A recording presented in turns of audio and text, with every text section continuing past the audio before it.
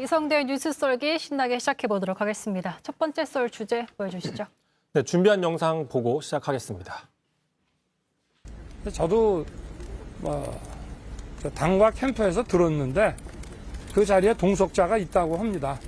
그리고 그걸 거의 확인한 사람들도 있다고 하고 그 고발장의 동석자도 자, 제3의 존재는 누구인가? 제3의 존재.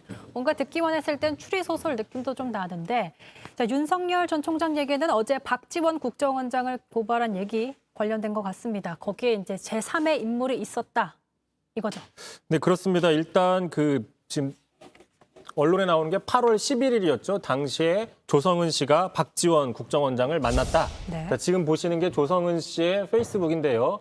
자, 역사와 대화하는 순간들이라고 해가지고 무슨 모 호텔, 서울 시내 모 호텔 38층에서 만났다고 저렇게 그 뷰 맛집이네요. 이렇게 올렸어요. 인증샷으로 올렸네요. 예, 인증샷. 바로 이 자리에 지금 제3의 인물이 있었다라는 게 윤석열 캠프 측의 주장인 거죠. 그래서 어제 그 두 사람을 고발하면서 윤석열 후보 측에서는 이렇게 또 얘기를 했습니다. 박지원 원장, 조성은 씨, 그리고 보신 것처럼 성명 불상자 한 명까지 고발을 한 상태입니다. 자, 그럼 저희가 하나씩 차근차근 썰어보겠습니다. 동석자가 어쨌든 있었다는 건 확인이 됐고 누군지 이제 신원이 공개될 차례인 거잖아요. 그러니까 이게 확인이 됐다라는 게 윤석열 캠프 측의 주장인 거죠. 자, 그러다 보니까 이제 누구냐라고 물어봤을 때 아직은 공개를 하지 못하고 수사해서 밝히면 될 거다. 이렇게 이제 윤석열 후보 측의 입장입니다. 다만 이제 언론에 공개된 그 고발장에 따르면 뭐 이렇게 써 있습니다. 특정 선거 캠프 소속의 동석자가 있었고 공모를 했다. 뭐 이렇게 적시를 해놓은 거죠. 지금 캠프 안팎에서는 이 특정 캠프가 바로 같은 당의 홍준표 캠프다. 이런 얘기들이 지금 나오고 있는 상태죠. 그러니까 정리를 해보면 홍준표 측의 인사도 이른바 검찰의 고발 사주 의혹에 관여했다라는 게 윤 후보 측의 주장인 거잖아요. 그렇습니다. 지금 홍준표 캠프 측에 과거에 그 국정원 출신의 유력 지금 홍준표 캠프에서 핵심 역할을 하는 이모 씨가 지금 같이 있었던 게 아니냐라는 게 윤석열 캠프 주변에서 나오는 이야기입니다. 하지만 당사자들은 지금 전혀 사실이 아니다라는 거예요. 당장 지금 박지원 원장 같은 경우에는 그날 조 씨밖에 만난 적이 없다라고 했고요. 지금 제가 그래서 한번 아까 들어오기 전에 물어봤습니다. 혹시 그 당일은 물론 그 전후에라도 그 이모 씨를 만난 적이 있냐라고 물어봤더니 얼굴도 모르고 성도 모른다 저렇게 직접 답변을 저한테 줬고요. 조성은 씨 같은 경우도 이미 언론과 자신의 SNS에서 누차 얘기를 했었죠.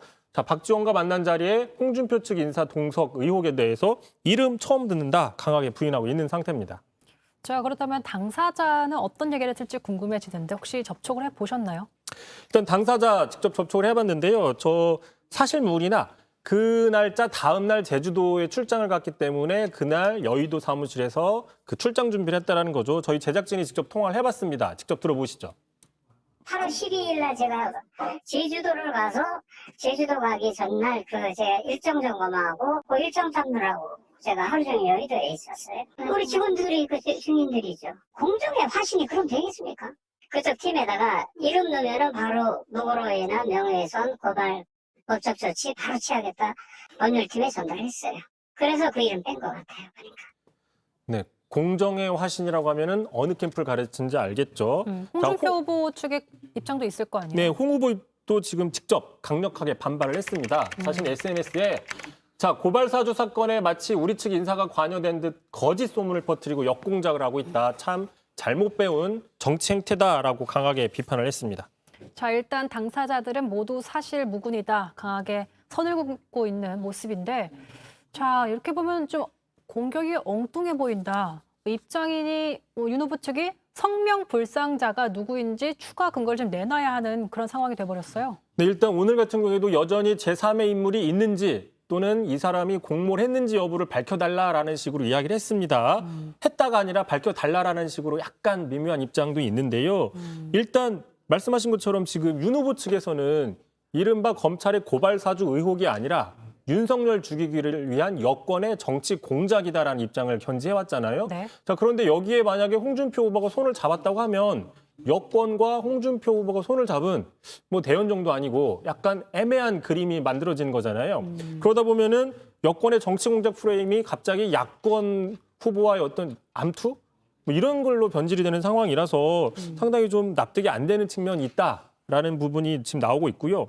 정치권에서는 그러다 보니까 이게 지금 홍 후보가 지지율이 급상승하다 보니까 윤 후보 측에서 홍 후보를 겨냥해서 던진 뭔가 이게 아니냐라는 분석이 있는데 당사자인 홍 후보에게 직접 들어보시죠. 전 그 사람들 다급하다고 생각을 하는 게 그런 지시에 흔들릴 사람도 아니고 그리고 그런 문제는 눈도 깜짝하지 않습니다. 상대를 보고 달려들어야지.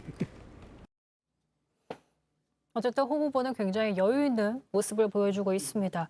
그러니까 윤석열 후보의 주장대로라면 이건 마치 윤 후보 대 비윤 후보의 싸움이다. 이렇게 좀 정리할 수 있을까요?